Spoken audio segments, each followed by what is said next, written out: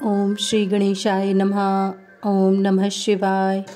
ऐहिक फल देने वाले कर्मों और उनकी विधि का वर्णन।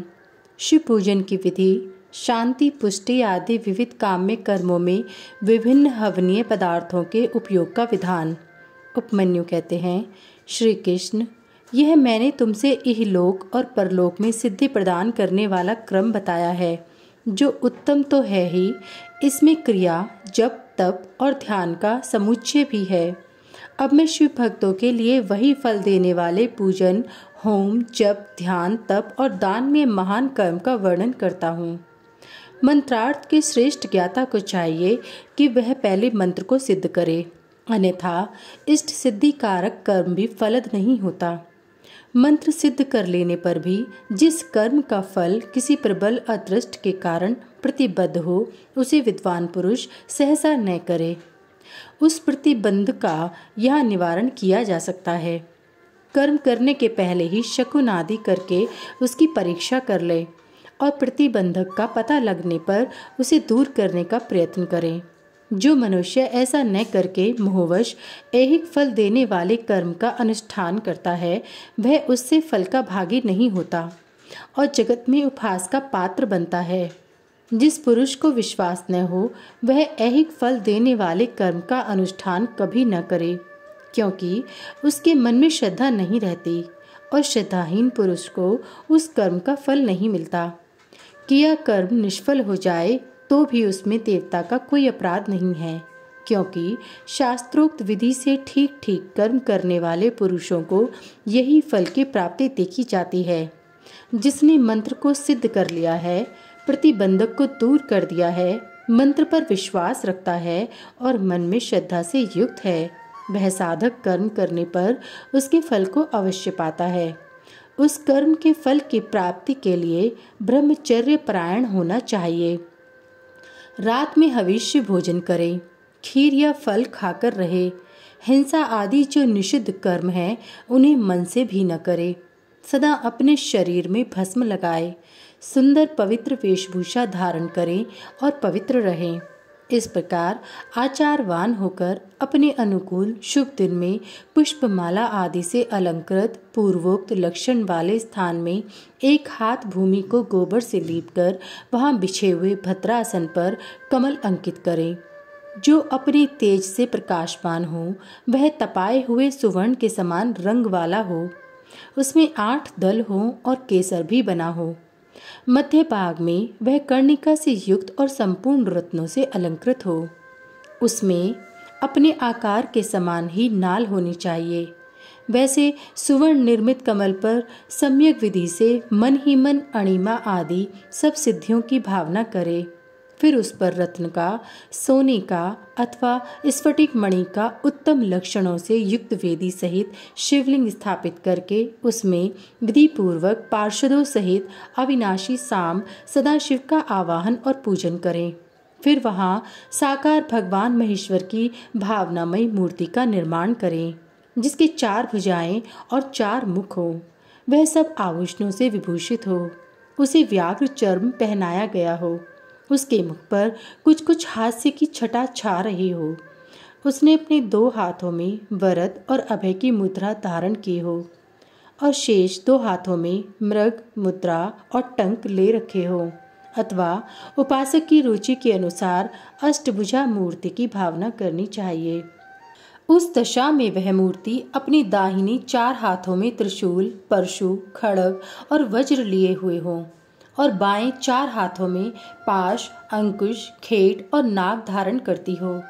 उसकी अंग कांति प्रातःकाल के सूर्य की भांति लाल हो और वह अपने प्रत्येक मुख में 3-3 नेत्र धारण करती है। उस मूर्ति का पूर्ववर्ती मुख सौम्य तथा अपनी आकृति के अनुरूप ही कांतिमान है।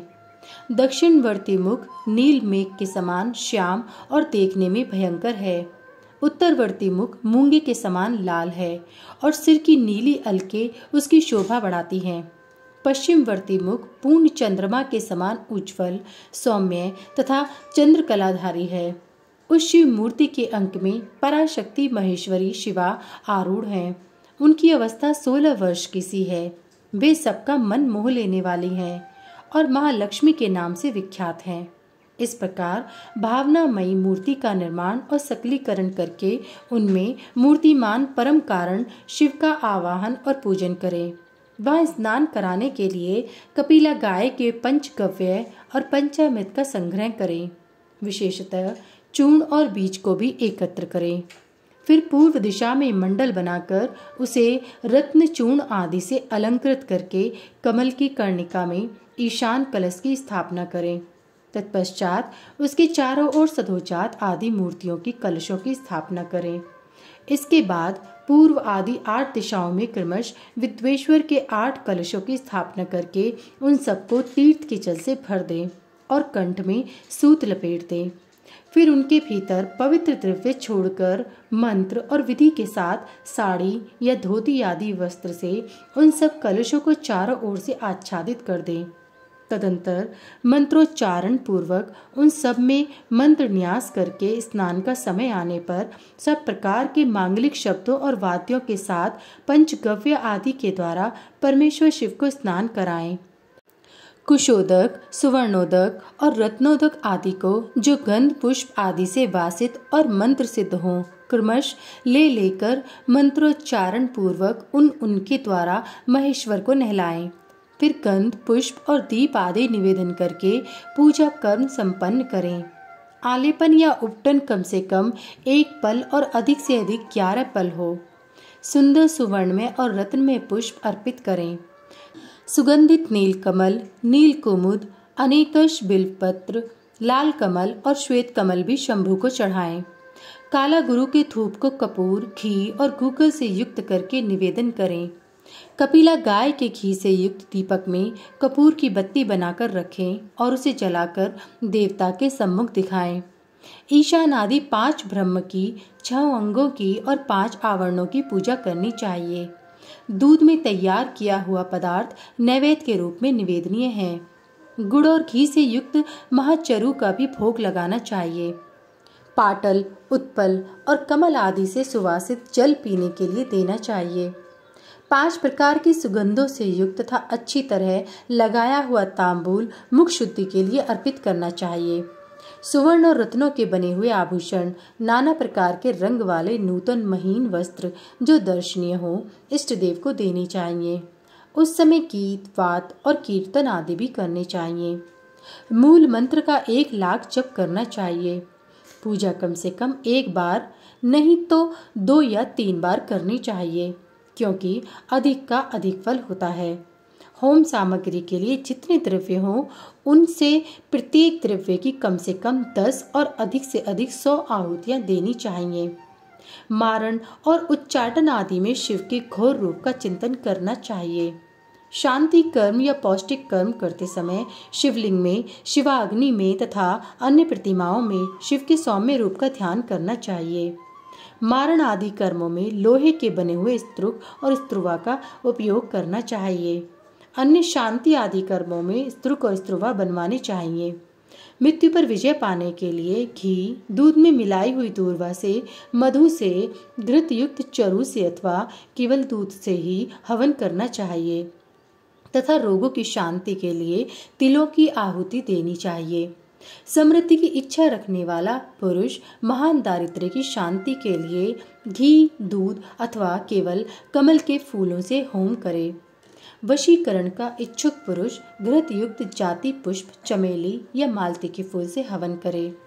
द्विज को चाहिए कि वे घृत और करवीर पुष्पों से आहुति देकर आकर्षण का प्रयोग सफल करे। तेल की आहुति से उच्चाटन और मधु की आहुति से स्तंभन कर्म करे। सरसों की आहुति से भी स्तंभन किया जाता है। बड़ के बीज और तिल की आहुति द्वारा मारण और उच्चाटन करें। नारियल के तेल की आहुति देकर विद्वेषण कर्म करें। रोही के बीज की आहुति देकर बंधन का तथा लाल सरसों से मिले हुए संपूर्ण होम द्रव्य से सेना स्तंभन का प्रयोग करें। अभिचार कर्म में हस्तचालित यंत्र से तैयार किए गए तेल की आहुति देनी चाहिए। कुटकी की भूसी, कपास की टोड़ तथा तेल मिश्रित सरसों की भी आहुति दी जा सकती है। दूध की आहुति ज्वर की शांति करने वाली तथा सौभाग्य रूप फल प्रदान करने वाली होती है। मधु, घी और दही को परस्पर मिलाकर इनसे दूध और चावल से अथवा केवल दूध से किया गया होम संपूर्ण सिद्धियों को देने वाला होता है। सात संविदा आदि से शांतिक अथवा पौष्टिक कर्म भी करें। विशेषतः द्रव्यों द्वारा होम करने पर वश्य और आकर्षण की सिद्धि होती है। बिल्वपत्रों का हवन वशीकरण तथा आकर्षण का साधक और लक्ष्मी की प्राप्ति कराने वाला है। साथ ही वह शत्रु पर विजय प्रदान कराता है। शांति कार्य में पलाश और खैर आदि की समिधाओं का होम करना चाहिए। क्रूरतापूर्ण कर्म में कनेर और आग की समिधाएं होनी चाहिए। लड़ाई झगड़े में कटीले पेड़ों की समिधाओं का हवन करना चाहिए। शांति और पुष्टि कर्म को विशेषतः शांत चित्त पुरुष ही करे। जो निर्दय और क्रोधी हो उसी को आभिचारिक कर्म में प्रवृत्त होना चाहिए, वह भी उस दशा में जबकि दुर्वस्था चरम सीमा को पहुंच गई हो और उसके निवारण का कोई दूसरा उपाय न रह गया हो।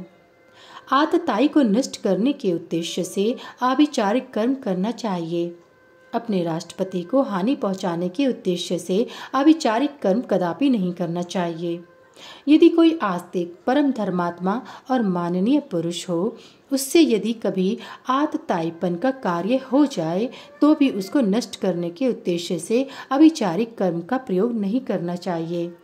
जो कोई भी मन, वाणी और क्रिया द्वारा भगवान शिव की आश्रित हो, उसके तथा राष्ट्रपति के उद्देश्य से भी आभिचारिक कर्म करके मनुष्य शीघ्र ही पतित हो जाता है। इसलिए कोई भी पुरुष जो अपने लिए सुख चाहता हो, अपने राष्ट्रपालक राजा की तथा शिव भक्त की अभिचार आदि के द्वारा हिंसा न करे। दूसरे किसी उद्देश्य से भी मारण आदि का प्रयोग करने पर पश्चाताप से युक्त हो प्रायश्चित करना चाहिए। निर्धन या धनवान पुरुष भी बाण लिंग, नर्मदा से प्रकट हुए शिवलिंग, ऋषियों द्वारा स्थापित लिंग या वैदिक लिंग में भगवान शंकर की पूजा करे। जहाँ ऐसे लिंग का अभाव हो वहाँ सुवर्ण और रत्न के बने हुए शिवलिंग में पूजा करनी चाहिए। यदि सुवर्ण और रत्नों के उपार्जन की शक्ति न हो तो मन से ही भावनामयी मूर्ति का निर्माण करके मानसिक पूजन करना चाहिए अथवा प्रतिनिधि द्रव्यों द्वारा शिवलिंग की कल्पना करनी चाहिए। जो किसी अंश में समर्थ और किसी अंश में असमर्थ है, वह भी यदि अपनी शक्ति के अनुसार पूजन कर्म करता है तो अवश्य फल का भागी होता है। जहाँ इस कर्म का अनुष्ठान करने पर भी फल नहीं दिखाई देता, वहाँ 2 या 3 बार उसकी आवृत्ति करें। ऐसा करने से सर्वथा फल का दर्शन होगा। पूजा के उपयोग में आया हुआ जो सुवर्ण, रत्न आदि उत्तम द्रव्य हो, वह सब गुरु को दे देना चाहिए तथा उसके अतिरिक्त दक्षिणा भी देनी चाहिए। यदि गुरु नहीं लेना चाहते हो तो वह सब वस्तु भगवान शिव को ही समर्पित कर दें अथवा शिव भक्तों को दे दें। इनके सिवा दूसरों को देने का विधान नहीं है। जो पुरुष गुरु आदि की अपेक्षा न रखकर स्वयं यथाशक्ति पूजन संपन्न करता है, वह भी ऐसा ही आचरण करे। पूजा में चढ़ाई हुई वस्तु स्वयं न ले। जो मूढ़ लोभवश पूजा के अंगभूत उत्तम द्रव्य को स्वयं ग्रहण कर लेता है, वह अभिष्ट फल को नहीं पाता। इसमें अन्यथा विचार नहीं करना चाहिए। किसी के द्वारा पूजित शिवलिंग को मनुष्य ग्रहण करे या न करे, यह उसकी इच्छा पर निर्भर है। यदि ले लें तो उसे स्वयं नित्य उसकी पूजा करें अथवा उसकी प्रेरणा से दूसरा कोई पूजा करे। जो पुरुष इस कर्म का शास्त्रीय विधि के अनुसार ही निरंतर अनुष्ठान करता है, वह फल पाने से भी कभी वंचित नहीं रहता। इससे बढ़कर प्रशंसा की बात और क्या हो सकती है। तथापि मैं संक्षेप से कर्म जनित उत्तम सिद्धि की महिमा का वर्णन करता हूँ। इससे शत्रुओं अथवा अनेक प्रकार की व्याधियों का शिकार होकर और मौत के मुंह में पड़कर भी मनुष्य बिना किसी विघ्न बाधा के मुक्त हो जाता है। अत्यंत कृपण भी उदार और निर्धन भी कुबेर के समान हो जाता है। कुरूप भी कामदेव के समान सुंदर और बूढ़ा भी जवान हो जाता है। शत्रु क्षण भर में मित्र और विरोधी भी किंकर हो जाता है। अमृत विष के समान और विष भी अमृत के समान हो जाता है। समुद्र भी स्थल और स्थल भी समुद्रवत हो जाता है। गड्ढा पहाड़ जैसा ऊंचा और पर्वत भी गड्ढे के समान हो जाता है। अग्नि सरोवर के समान शीतल और सरोवर भी अग्नि के समान दाहक बन जाता है। उद्यान जंगल और जंगल उद्यान हो जाता है। शूद्र मृग सिंह के समान शौर्यशाली और सिंह भी क्रीड़ा मृग के समान आज्ञापालक हो जाता है। स्त्रियां अभिसारिका बन जाती हैं, अधिक प्रेम करने लगती हैं और लक्ष्मी सुस्थिर हो जाती है। वाणी इच्छा अनुसार दासी बन जाती है और कीर्ति गणिका के समान सर्वत्र गामिनी हो जाती है। बुद्धि स्वेच्छा अनुसार विचरने वाली और मन हीरे को छेदने वाली सुई के समान सूक्ष्म हो जाता है।